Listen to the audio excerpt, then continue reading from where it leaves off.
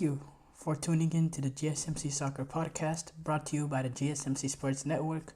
We have a great show for you today. We will be covering Wayne Rooney's comments on Sir Alex Ferguson and Guardiola. We continue our series of previewing each group in Euro 2024. We move on to Group D today. We'll discuss a little bit about Cristiano Ronaldo and what kind of impact he can make at the Summer European Championship for Portugal leading the line. We'll talk about a potential starting 11 that the U.S. men's national team could put out there at the Summer's Copa America. And make sure you stick around for the end of the show. Well, I'll be giving you my thoughts on some of the top headlines going on in the soccer world today with transfers and all that. Before we start off, I'd like to ask that you like and follow the show.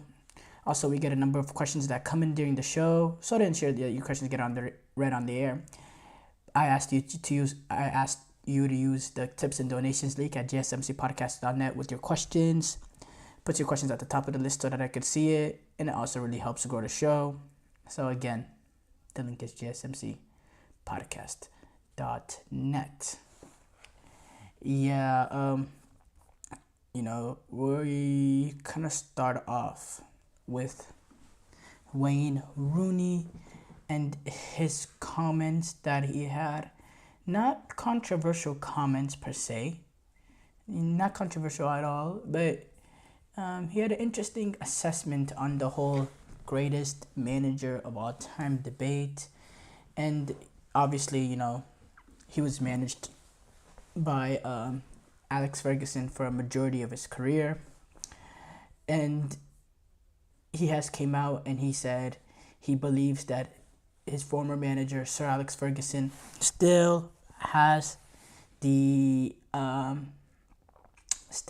over the edge over Pep Guardiola when it comes to the rankings of the greatest managers. Now Guardiola, he just got done leading Manchester City to a 4th consecutive Premier League title.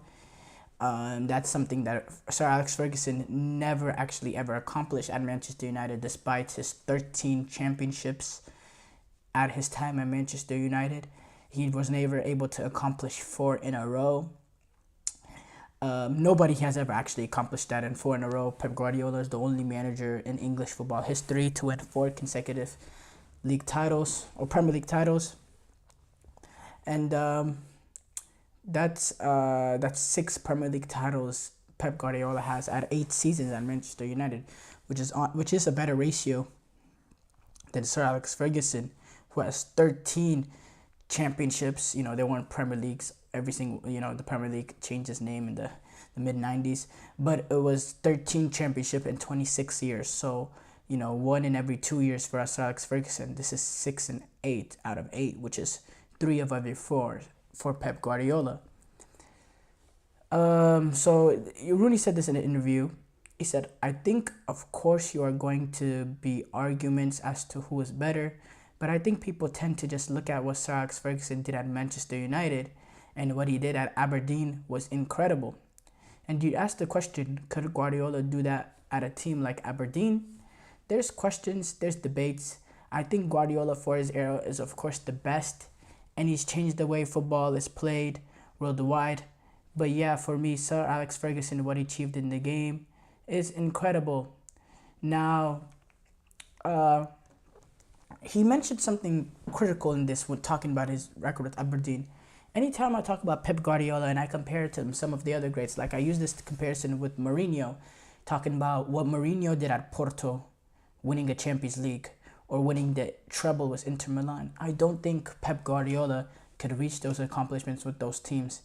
Now, I think Pep Guardiola, what he did in the formation of creating a team that already has talent into like a unbeatable force. Okay, yes, I think Pep Guardiola, he's like the best at that. But when it comes to elevating a team better than the sum of their parts, getting players that are not really at that level, like, rising up with a guy like a Diego Molito, who had that incredible campaign he had at Inter, that's the Jose Mourinho way. I don't think Pep Guardiola could, take a team with less and elevate them like that. But this is not about Mourinho. This is about Sir Alex Ferguson, who Wayne Rooney did bring up what he did at Aberdeen. He won 3 Scottish Premierships with or whatever they were called at the time, Scottish titles with Aberdeen, and that's that's a unique achievement in the fact that even back then, Celtics and Rangers were the main force in the Scottish League, even at that point. So what he did with Aberdeen was crazy. He also took this team to win the European Cup's Winter Cup in 1983. He won over Real Madrid, who were still a giant at that club. That's an amazing achievement, winning the European Winter Cup with Aberdeen. The UEFA Cup Winter Cup at that point, it's the Europa League now essentially. But winning it over the giant Real Madrid and doing it with the Aberdeen team, great achievement. Now Guardiola, he's won 3 Champions Leagues compared to two United, won 2 under Sir Alex Ferguson. They won the one at the treble winning one against Bayern Munich, and they also won the one against Chelsea in that penalty shootout. So United do have, or Sir Alex Ferguson does have 3, but Pep Guardiola, or no, Sir Alex Ferguson has 2, and Pep Guardiola has 3, unfortunately. Not unfortunately, but Guardiola does have 3. When you look at him winning 2 at Barcelona, and then he added this the last season's win over Inter Milan, 3, that's the one that pushed them away. Now, Rooney, he spent a lot of his career at Sir Alex Ferguson, so obviously he's gonna have some sort of some sort of a loyalty factor there. But I understand he makes valid points with what he accomplished at Aberdeen. I don't think Guardiola is able to do more with less the way and Antonio Conte, Jose Mourinho, Sir Alex Ferguson, the man management. Even at United, if you compare the players that United have to City, United did have some very, very good players, but United also had players that technically, like footballing wise, were not as gifted. Like, United did play. Their midfield sometimes be comprised of, the likes of Darren Fletcher, Michael Carrick. They'd have a guy like Gary Neville. These are players. They're not the most. They're not the likes. They're not at the likes of a João Cancelo, or a Kevin De Bruyne, or a David Silva, or a Gundogan, or a Yaya Toure. I mean, Pep Guardiola, he's had world-class players at every single position almost his entire time at Manchester City. You can't say that with Guardiola. There was a few youth United players that came up the ranks that were just solid players, but that just fit the fold of what United were. They fit the personalities, fit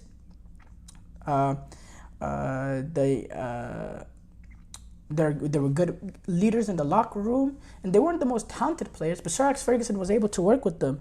When Pep Guardiola came in, he completely had to fold it. He had to bring in 4 different fullbacks. He had to completely change City because, that's just the nature of him. He needs talented players that are, retain the ball. I see when Kyle Walker, even though he's one of the best right backs in the world, he's one of the few ones that are not the most gifted of just simple footballers that worked under Pep Guardiola. But other than that, it's been very imperative for Pep Guardiola to have world-class players in there that are very good on the ball, that are very, very, very good. And if they're not at the level, then he'll come in and replace them. Even when he went into Bayern Munich, he had the top of the top. He had the top of the top in the Bundesliga. Any player within the Bundesliga that he needed to improve the team, he was able to sign. That's just what it's like. So he's done a very good job post Barcelona, deciding where to go. I think honestly, in my opinion, his biggest accomplishment is the ones he had at Barcelona. promoting some of these guys that came up to La Masia or some of the young guys at Barcelona into turning them to the team that they were. Continuing the work of Frank Rijkaard and going all the way back to Johan Cruyff of the tiki-taka way, kind of innovating it, really making the Spanish way really famous in the way he did it with Barcelona, with the likes of the rise of players like Xavi, Iniesta, Messi, PK, Puyol under him. I think what he did at Barcelona was most impressive because a lot of the guys who were already there and guys that came up, there was not much. I think what he did at City and Bayern is just, he inherited, especially with Bayern, he inherited the talent that was there, and he was able to come in and, get any new signing necessary to elevate the team. Don't think he has that. I don't think he would have been able to do that if he went to a club with less sort of financial capabilities, in my opinion. Like, if you put Pep Guardiola as the manager of some of the United teams that won the Premier League, I don't think he would have won the Premier League with them. I really don't. And, it's a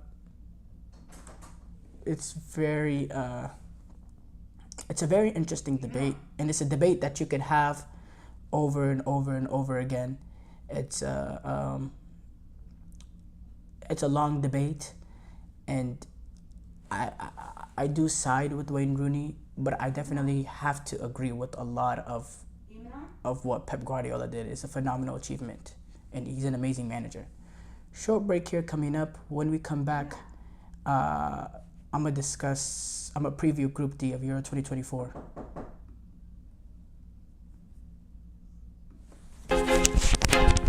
I feel like I'm losing my mind. Is everybody in the world blind? Please, Lord, give me a sign, a sign. I feel like I'm losing my mind. Is everybody in the world blind? Please, Lord, give me a sign, a sign. I wanna be the greatest. Everybody on the fake shit. I look around and feel like everybody is the fakest. I make this every day and I'm impatient, hoping one day I blow up from the basement. Statement, the top is so vacant. I don't hear shit that I think is amazing. Waiting for my day when I'm playing sold out shows for 1,000 faces. Hey, give me that crown, get in my way and to be put down. It ain't your place, all this my town. If I want that shit, then I'll get it right now. I'm losing it, the noose it fits, some losing shit, a stupid myth. You choose to live or choose to dip, you choose to fight or lose your grip and lose a gift. I feel like I'm losing my mind. Is everybody in the world blind?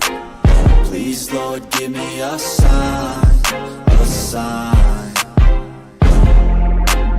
I feel like I'm losing my mind. Is everybody in the world blind? Before the break, we discussed a little bit about Wayne Rooney's comments on Sir Alex Ferguson and Pep Guardiola. We now continue with our series of previewing each European Championship group as the Euros get on the way. It starts in less than a week now. The first game will kick off between Germany and Scotland. We're all excited for it. I'm excited for it. I'm sit here just very, very heavily excited to watch it, but we have to move on to talk about European Championship Group T, which is, in my opinion, one of the other tougher groups in this. You got, in my opinion, the favorites of this European Championship, obviously, the France national team, with what they've accomplished in the last 2 World Cups. Had a disappointing Euros last time around, but are looking here to rectify themselves after a poor European Championship last time around. So you got the French, you got a Netherlands team that also has some high hopes. They reached the quarterfinals. They've been managed by Ronald Koeman before. They had actually a very, very good year, and a very, very good time. But then he left them right before the European Championship to take on a Barcelona role. Now he gets to have his chance to manage his country at the European Championship. They're just coming off of a 4-0 thrashing over Canada. There's a team that has talent, has good youth, has a very, very good defense. So, excited to see their prospects. You got, in my opinion, a major dark horse in this tournament. When you look at Austria, now, yes, they've been a little bit injury ravaged. They're going to be entering this tournament without David Alaba, who's he's been out for Real Madrid with the cruciate, and he's involved in the setup, but he won't be playing. He's basically like an assistant coach of that sort, but he won't be there to impact this team. But I still believe the way that they play under Ralf Rangnick, the counter pressing, the intensity of how they play, the dominance that they had over Euro qualifiers, I think they're a team not to be reckoned with, and they're up there with some of the top dark horses in this tournament, in my opinion. I don't think they're getting the respect that they deserve. And then a Poland team that's really prone to disappoint in international tournaments, in my opinion. They reached around the 16 at the last World Cup. They did. But as a team, since they started reaching major international tournaments in 2016, they've been 2018 World Cup disappointing, 2020 Euros very disappointing, 2022 World Cup they got the result against Saudi Arabia, but then got immediately knocked out by France. It's a team that's always disappointed, and I don't think they've gotten much better since that last World Cup, if not even maybe a little bit worse. When you look at the form of Robert Lewandowski entering that World Cup compared to the form and him entering this season, not having the best of seasons. But you start off with this group, obviously the group winners, which is going to be France, which I think they are going to be highly motivated to make a good showing of themselves at this European Championship, and the fact that they've never won a Euros before, which is interesting. Or no, this generation they've won a European Championship before, obviously, but I'm talking about this generation of players. They've never won the European Championship. Didier Deschamps, he's never won one. He reached the final in 2016, which, by the way, he's been in three international tournament finals. He's a remarkable head coach in terms of international play. They have this style of play where they're good with observing pressure. They're good with being on the back foot, of inviting people on. They keep it very, very solid. They allow you to, it's very interesting the way they allow the other team to dominate, and they take advantage of teams dominating, of guys forward, by getting the ball back and quickly springing on the counter with the pace of the players that they have, like Mbappe, Dembele, Coman, now Barcola.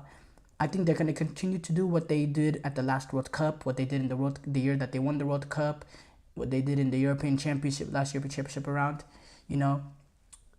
They get the goal. Usually, once they get the goal early, it's kind of clear how they're going to set up. They get a goal early, and then they just sit back, observe, and let the other team push guys forward, and on this drop of a hat, quick rapid counterattack. And they're very, very good defensively. They're very, very, very good defensively. They can sit back and observe because they trust the defenders. They trust they'll do their jobs. But this time around, they don't have a Rafael Varane. So it's going to be probably a Konate Upamecano partnership, which that could be shaky.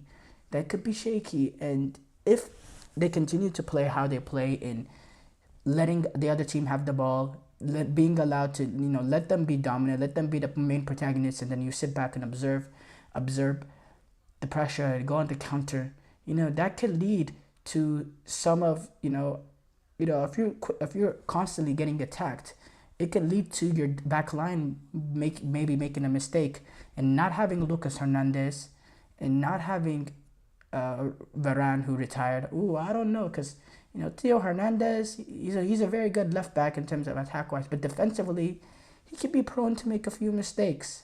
And he's not the strongest fullback. Upamecano, I've said my thoughts on him. I think he's very weak. I think he's prone to mistakes, but Didier Deschamps is clear. He prefers him over Saliba. Maybe if it goes wrong in Austria, game 1, it'll push Deschamps to put in Saliba. But right now, he's not the biggest fan of Saliba. So for me, France are definitely the favorite, and they will win this group. But I don't know. I think it'll be an interesting European Championship. Second place has to go to the Netherlands. The Netherlands, who actually got thrashed by France because they were in the same group for the European qualifiers. I think the Netherlands just have slightly enough, or they are much more talented than Austria. But I think the talent that they have within the team, I don't know. Because Netherlands could be very shaky in my opinion. I watched them. There was a penultimate game that they had to secure European Championship qualifier against Greece. And it was very, very dull. It took a penalty in the 93rd minute. And for me, it was very, very dull and very disappointing game to watch. But in terms of that backline, very strong backline with Van Dijk, Ake, Dumfries, and they even have Frimpong, who could potentially be an option at that. It looks like he might even start over Dumfries, which will be interesting. I think that backline defensively is very, very strong. My thing is, are they able to get the ball in the back of the net? I think, Depay, he's solid. But other than that, the attackers are kind of the weak point in this team. Cody Gakpo, he hasn't been much part of this Dutch setup. He's been in the squad, but he hasn't started much games for them during the qualifiers. He didn't start against Canada. In fact, he didn't even get on the pitch. So I don't know. They're very strong defensively. I'm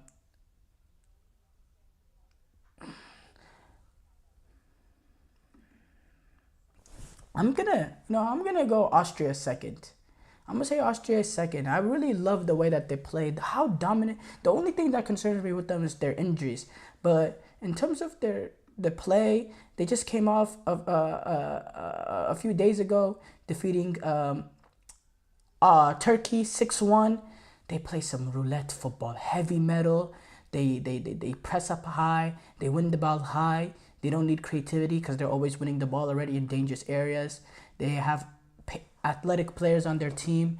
The energy levels are there.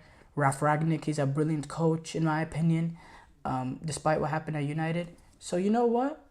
I'm going to go with Austria second. I'm going to say Netherlands third.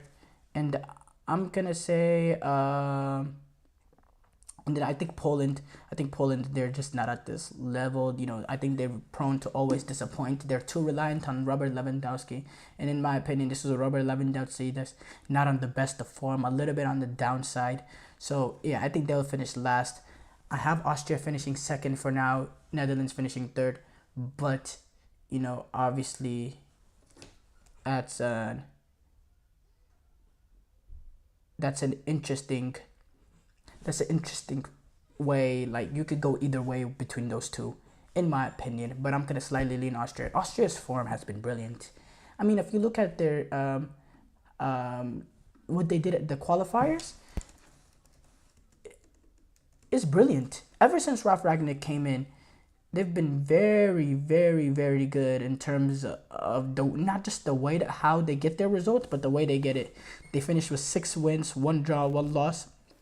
In the qualifiers, they did finish second, but they were behind Belgium.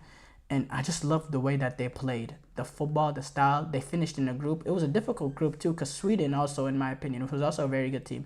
They finished above Sweden, and they finished above them comfortably. So I have to give my respect to Sweden where the respect is deserved.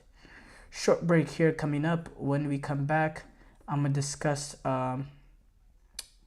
Ronaldo at the Summer European Championship. Looking for your daily fix of sports talk without having to pay for it? GSMC Sports Network is available on YouTube. Just search GSMC Sports Network. Get your fix of daily sports talk shows on YouTube. absolutely free. NFL, college football, NBA, MLB, MMA, UFC, fantasy football, and so much more. GSMC Sports Network has shows running all day long, with new sports shows starting every 2 hours. Just like on your favorite cable sports channel, except GSMC Sports Network is absolutely free. Just search GSMC Sports Network on YouTube to catch one of your new favorite shows, like the GSMC College Football Podcast, Chip Shot Football Podcast, Hoops and Heels Women's Sports Podcast, GSMC Basketball Podcast, and so many more. Check it out for yourself. GSMC Sports Network, now available on YouTube absolutely free. Search GSMC Sports Network on YouTube right now.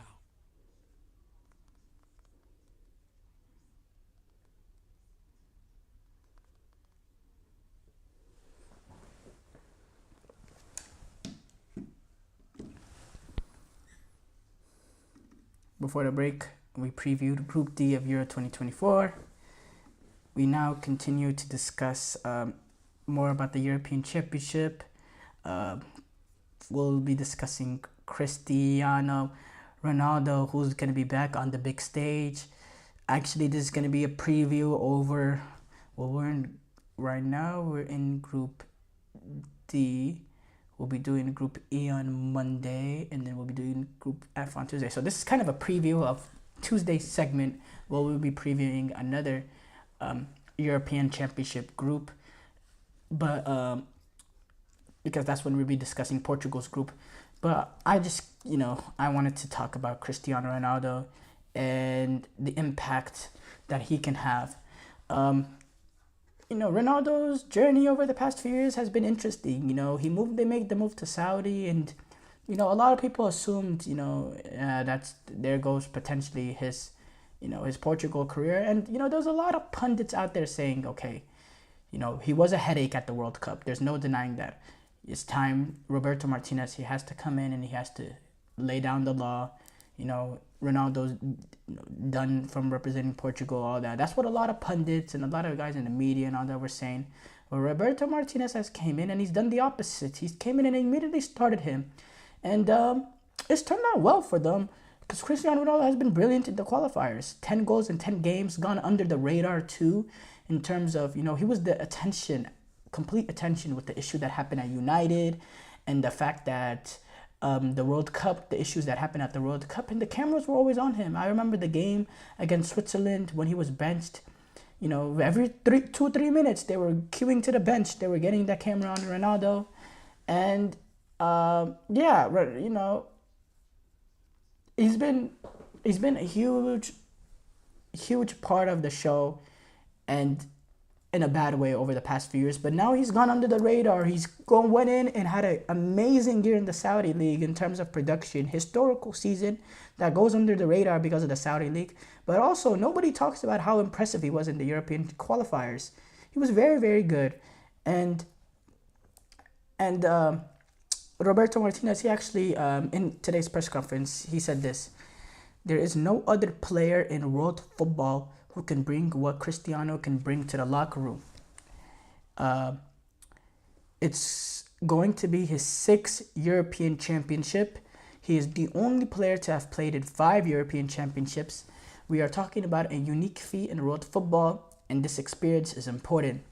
Then we have the other players on the field and decisions to make. Cristiano is ready to help and give everything he can. Ronaldo scored 35 goals for Al Nassr this season. A brilliant campaign. Had a brilliant individual season despite that they didn't win any silverware. And the form only speaks for himself. He's came in and he's done exactly what he's done for Al Nassr, and he's replicated that with his country. When you see the 10 goals he scored during Euro qualifiers in 10 games, a goal a game, that's all you could ask for a 9. Martinez also said, I think Cristiano has had a very consistent performances for his club.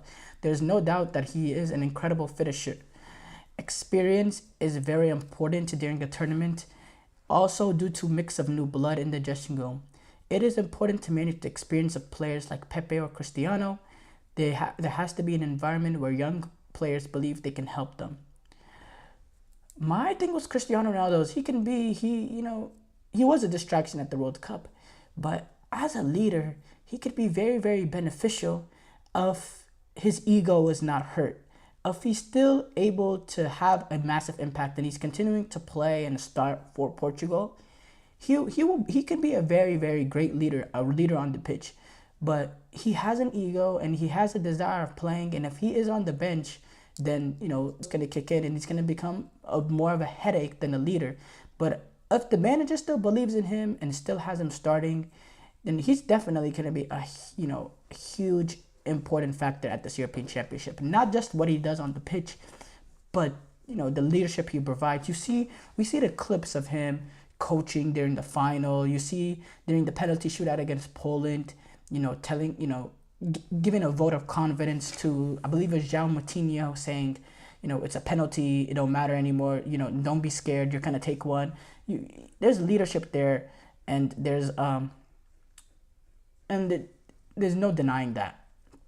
He's a very, very good leader. It's just whether or not he is deemed to have an impact, and obviously Roberto Martinez believes he have an impact. This conversation whether or not he's gonna be in the starting 11, he's gonna be in the starting 11, absolutely. He's gonna be in the starting 11, and he's gonna be their most important player at this European Championship. And in my opinion, he has potential. He has a potential chance of winning a potential Golden Boot at this European Championship. With the amount of talent they have around him, why couldn't he win Golden Boot? I think his finishing is still there. Obviously, his fitness levels. He did score 35 goals, so you have to say, because I don't watch much Saudi leagues, he did seem like in the 2022 World Cup, his first touch was off, and he looked a little, what's the word? A little stiff in the way that he moved. He didn't look like his normal self. Maybe that's just because of the bad form, just in general, that he was in, and that was just a bad time in his career. I think right now he's at a very, very good time. What he did at Saudi, the competitiveness is still within him. You could tell the way he reacted after losing that penalty shootout during the cup final for Al Nassr. For me, I think he's primed to have a massive, massive impact for Portugal. Now, the question is, who do Portugal play around him? Who is going to be the other options that play alongside Ronaldo?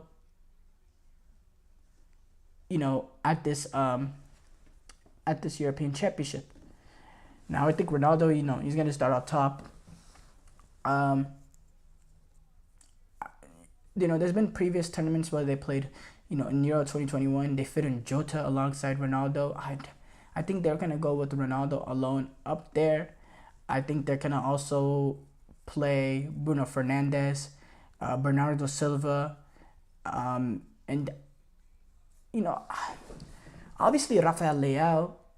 He's, in my opinion, the most talented winger Portugal has had, but his performance levels for Portugal has not been good enough. They have not been good enough. At the last World Cup, he was mediocre. I think I would not go with him, and I would probably go with. I don't know.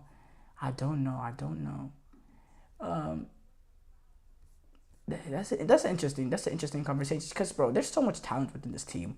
When you look at João Felix, Bernardo Silva, Rafael Leao, Bruno Fernandes, Ronaldo, Jota, I'd probably go with Ronaldo, Jota, and Bernardo Silva. That would be my front three, so I can play Vitinha, Otavio, and Bruno Fernandes in the midfield. And that would probably be my front three, with Jota, Ronaldo, Bernardo Silva. And with Jota and Ronaldo, the good thing about them is they're both interchangeable. Sometimes Ronaldo could shift out to the left-hand side, and Jota could play more centrally, or vice versa. I think they both play off each other pretty well.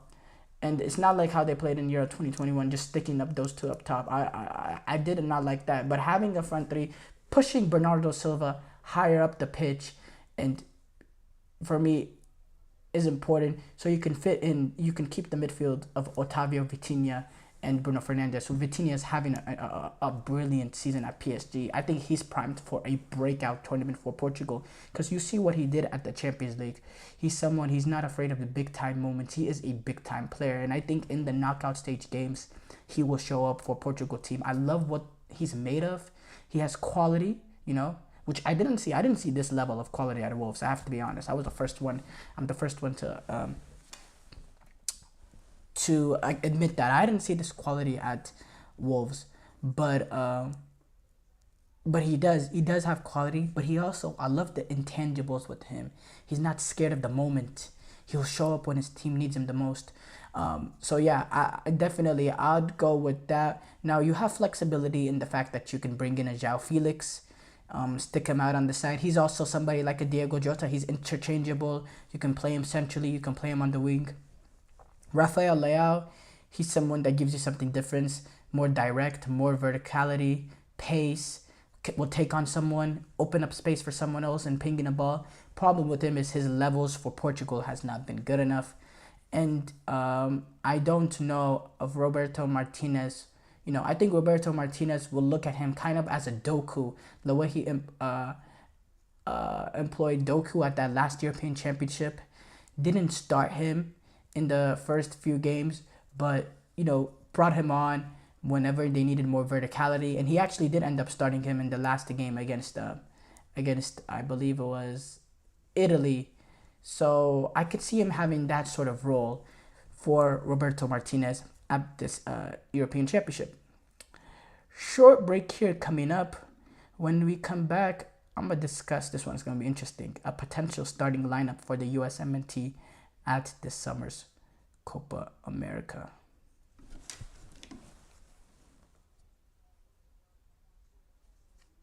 For the best and latest podcasts available anywhere, go to the podcast app on your cell phone and type in GSMC to access free content-rich podcasts on health and wellness, book reviews, sports, entertainment, relationships, social media, movies, technology, finance, and even weird news. Subscribe and download the GSMC Podcast Network's family of shows, available everywhere podcasts are found.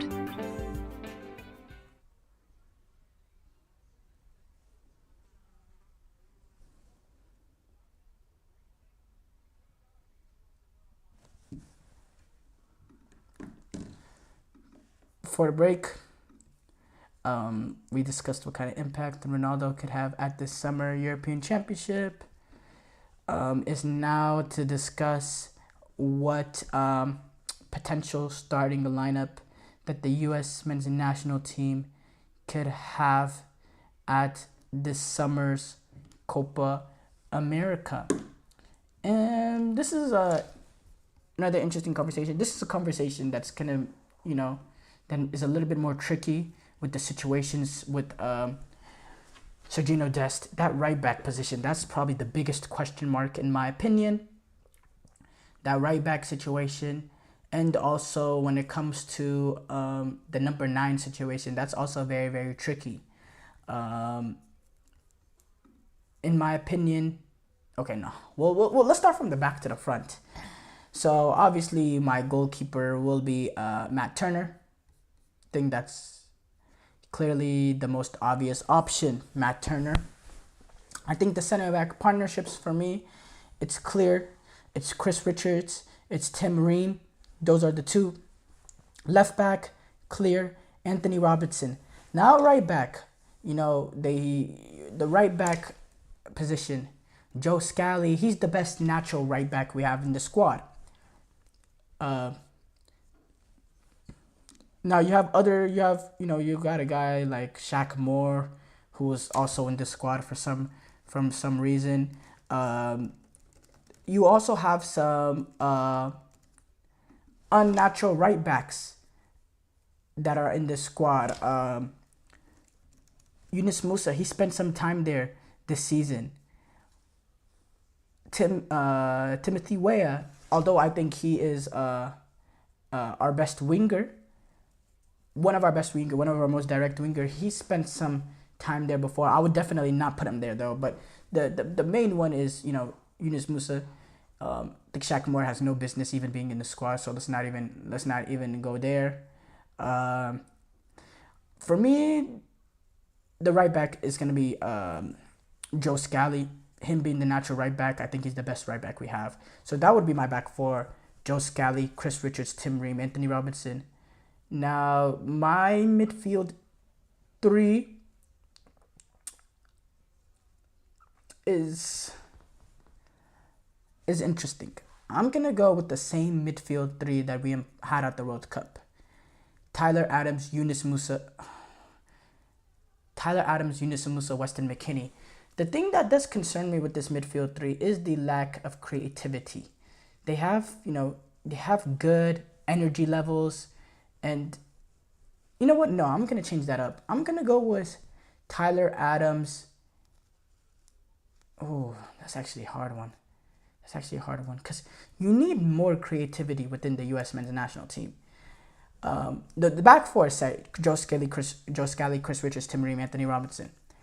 I originally had Tyler Adams, Yunus Musa, Weston McKennie, but I want to fit in Giovanni Reyna in there for now. But for now, I'm going to go with Tyler Adams, Yunus Musa, Weston McKennie, just because I think that's the best midfield three that we have. I think if we do play a guy like Giovanni in there, it provides more creativity, but also could be dangerous in the fact that I think teams will look at that midfield and, it'll be a little bit open if we're going up against a team like a Uruguay with Bentancur and Federico Valverde. I think they'll dominate us. I think a team like Brazil with Douglas Luiz and Lucas Paquetá and Bruno Guimaraes, I think they'll dominate us. I think Argentina with Enzo Fernandez, Rodrigo de Paul, McAllister, I think they'll dominate us. So, but then again, we put this midfield three out: Tyler Adams, Yunus Musa, Weston McKennie, and I thought we outplayed Jude Bellingham, Declan Rice, and Mason Mount at the World Cup. So this is a midfield, in my opinion, that could be very, very strong at the same time.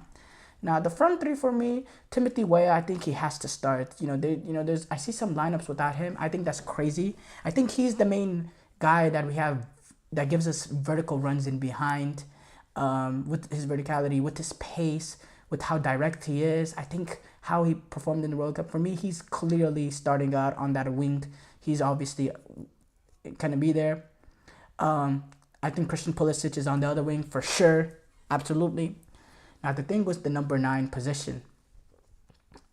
I think number 9 position, a lot of them has a lot to say. Now, Haji Wright, he provides verticality, obviously. He has pace, coming off a good season for Coventry.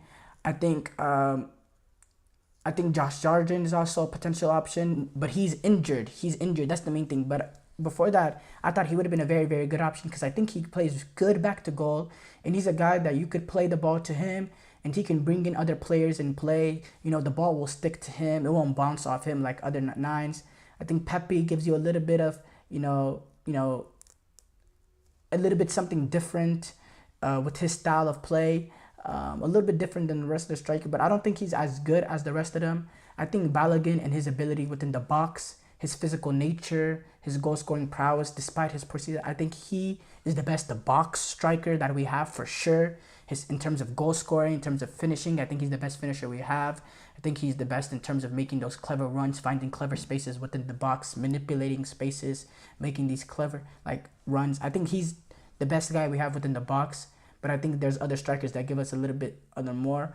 I'll probably go with him to start off as our 9. I'll go with Balogun. But I definitely think he has to prove something at this Copa America because he's had a poor season at Monaco. Very poor, in fact, that they're looking at other options to replace him. It's very, very important for him to have a great European Championship. Now, there's been other lineups. Now, that's the lineup I'll go. Pulisic, Balogun, Weah, Tyler Adams, Yunus Musa, Weston McKennie, Joe Scally, Chris Richards, Tim Ream, Anthony Robinson, Matt Turner. Now, Giovanni Reyna, he is potentially an option in midfield. To do that, you'll probably get rid of Yunus Musa. And if that's the case, maybe that opens up, the right back position for Yunus Musa. Or, Johnny Cardoso, he's had a very, very good season, in my opinion. Has had a very good season for Real Betis. I think he's an option. He's been incredible in my opinion. But with him, him and Tyler Adams, it will be more of a double pivot midfield, and I think that's a good option that they can go with. But again, there's still creativity issues there with Tyler Adams and Johnny Cardoso. There's not a guy like Yunus Musa that will drive the ball forward. I think there'll be times that we might get sucked in playing those two. And I don't think Weston McKennie is creative enough to be someone that plays in front of Tyler Adams and Johnny Cardoso. I think naturally he likes to drop down sometimes and receive the ball, and we will lack that midfielder that can drive the ball and take it forward and join in with the attackers with a midfield three of Tyler Adams, Johnny Cardoso, Weston McKennie. So it's interesting to say. Now, having a guy like Giovanni Reina on the bench with the talent that he has maybe seems criminal, but he's had a very poor season for Nottingham Forest. He didn't play at all at Dortmund, and then it's been a disaster, his loan at Nottingham Forest. So the form is just not there. Now, the talent and ability is there, but the form is not there. And it is important for him to have a big Copa America this summer to get that new move to a club that he can, continue to be great, so he can show a club how great he is to his natural ability. It's important for him to have a big Copa America. But I don't know if he's going to have that opportunity at this one, not as a starter. I would not start him. I think his form has not been great enough, in my opinion. Obviously there was that situation that happened over the last World Cup, after the last World Cup, youth soccer situation, basically. I don't think that has a factor in Greg Berhalter's decision, but you can't say, you can't act like it's not in the back of his mind. You can't pretend like, that's not at least in the back of his mind. Let's just be 100% real. But for me, I just don't think he's been good enough. I don't think he's played enough. I think this U.S. men's national team, we're kind of getting away from the times that we were crazy desperate in the fact that even if a player having a horrible club campaign, if he had talent, we would still play him just because of the desperation we had as a U.S. men's national team because of the lack of talent that there was. But I think there's a lot of talent now in this player pool, and form could be a factor in determining between player and player A or player B. And that's a good position the U.S. men's national team find themselves in. And I think, and I also think if we had a stronger depth at the number 9 position, Bellingham would not be starting based on his form at Monaco. He is the shiny new toy, this dual national that, we've wanted for such a long time. But his form is just not good enough at Monaco. It hasn't been. It's been pretty poor. And, it's important for him also to have a good Copa America too. Short break here coming up. When we come back, we'll react to some of the top headlines going on in the soccer world.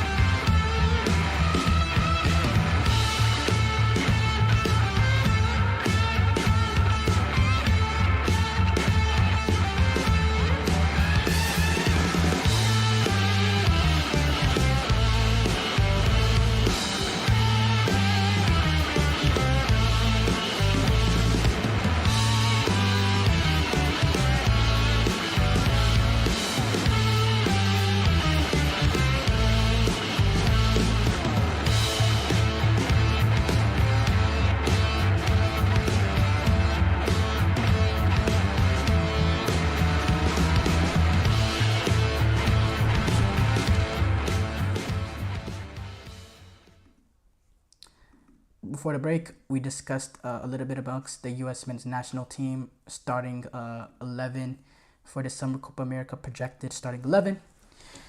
We now, do what we've done the past few days, react to some of the top headlines going on in the world of soccer.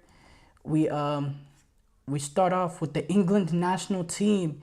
They actually lost their send-off game to the European Championship. And it's interesting. They have their send-off game already, in the fact that their European Championship start in more than a week, in another 8 days, and they're already playing their last game, which is usually they play their last game about 4 or 5 days beforehand. Their first game, 4 or 5, maybe 6 days, but 8 days before, not a big deal.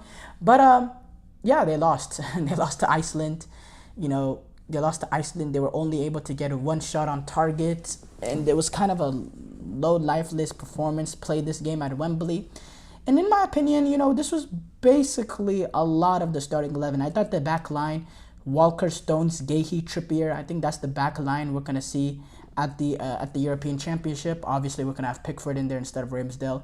But I think that back four, I think there was a reason why he played this back four, because he wanted this team, he wanted to get this cohesion together, because it's clear to us that this is going to be the back four at the European Championship. Luke Shaw will not be ready for the first game. There's no way. So I think Trippier is going to be at left back. Stones, Gahey's the partnership. Walker, right back. Now, Bellingham did not play. He went with Rice and Mainu, and played a more attacking lineup, playing Palmer, Foden, Gordon, Kane. I think now Saka's gonna come in, so Saka is definitely gonna start. I don't know. I think he's gonna drop Palmer and bring in an extra midfielder. I don't think he's gonna play this open at the Euros. I think he was just trying this out to see, but I don't think he's gonna go this open at the Euros. I think he's gonna get rid of Foden, and he's gonna put an extra midfielder in Bellingham. And I don't know if Mainu was gonna start. I think it's gonna probably be Gallagher. Mainu is the other option. There is a chance he starts, don't get me wrong. He is the more talented player, but I think Gallagher, with the work rate and his how comfortable he is sitting in front of a back four and doing the dirty work, I definitely think but the thing is, I'm not hugely, I've already said my thoughts on this England national team. I don't think they're anywhere near good enough to win the European Championship, but at the same time, I don't think this is the worst thing in the world. The last World Cup, they lost the game to Hungary like 4-1 in the Nations League later on in the summer, and a few months later they went to the World Cup, and they ended up losing in the quarterfinals of France. But it's just like, it happens. These sort of results happen. This is not the exact 11 that's going to take on that first game in Serbia, so it could just be a dud. I'm not taking too big regarding this result, but I am, I do think they're not good enough. I do think this England national team is not good enough to win at that level of a European Championship. I don't think it's coming home. Absolutely not. I don't think Gareth Southgate is good enough. But I think, I don't know. I think with Maguire being out, because usually in previous tournaments, not only would he go with the back three that turns into the back five, but he'd also play two holding midfielders in front of that back five. He'd go very defensive sometimes. I think he's gonna either play two, like he's gonna play Declan Rice and Gallagher, and he's gonna either play those two, or I think he will bring in an extra center half and go with a back five. In my opinion, I don't see him going this open with the center backs. I don't think he trusts Stones and Gahey. And now if Stones is injured and Stones is out, then I think is 1000% gonna switch to, he's gonna make some sort of adjustment to make the starting lineup more pragmatic. He has to, because that's just the Gareth Southgate's nature. But they start off their Euros in 8 days. Maybe that gives John Stones an opportunity to come back. We don't know the extent of what happened exactly. He was replaced at halftime. He said the substitution was precautionary, so I'm assuming he's gonna be let's assume he's gonna be available. But 8 days, I think 8 days is enough time for England to situate that issue, I think Stones will be back. Basically, that's what I'm trying to say.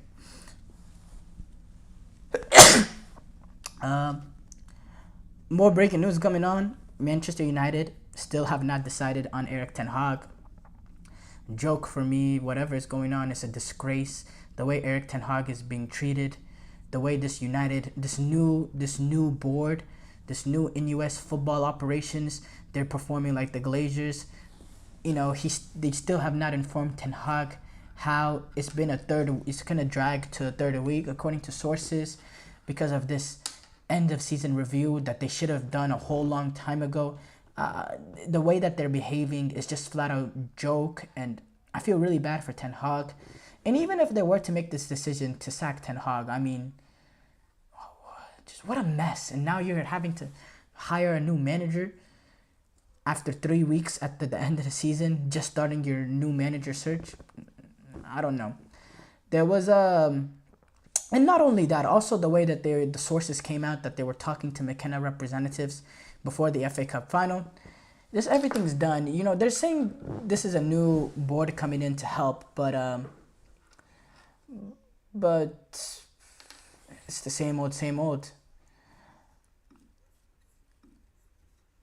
Manuel Neuer made another mistake for Germany against Greece. Look, so Germany won that game 2-1, very dull game. But my main takeaway regarding this is Neuer. Neuer made another mistake. If you recall correctly, he made a mistake to lose Bayern that Champions League semifinal or to bring Real Madrid back in it to equalize, and then they ended up losing. For me, you have a guy like Ter Stegen on the bench who's playing the peak of his football and the peak of his prime, and you're playing Emmanuel Neuer, who is one of the greatest goalkeepers of all time. But there's mistakes that are showing now. This is 2 mistakes within a month. And when you have a guy like Ter Stegen on the bench, I don't know. There's a conversation there to be had. There is a conversation there to be had.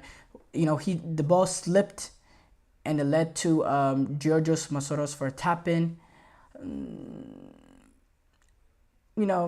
Nagelsmann did say back in March that Neuer is going to be the first team goalkeeper, but I don't know. Ter Stegen, I think he definitely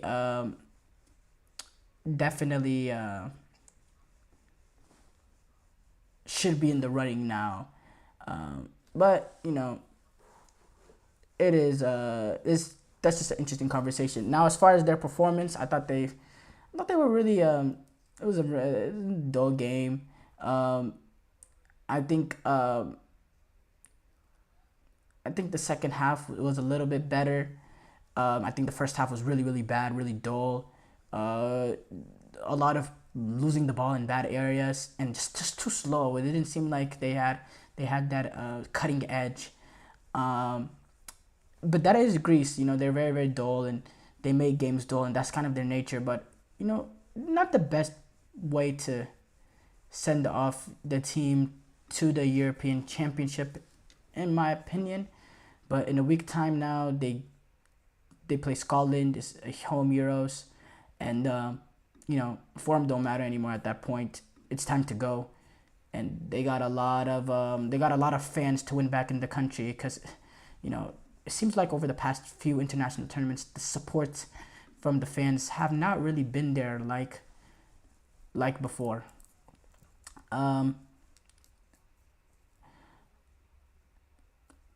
I discussed Josh Sargent. He could miss the Copa America. He suffered a foot injury. That's a big loss for the U.S. men's national team. Alcatores Milik, he's not included in the squad for Euro 2024 because he got injured when they defeated Ukraine 3-1 in the friendly. He was injured, so he's not going to be in the squad. That's a bad loss for them.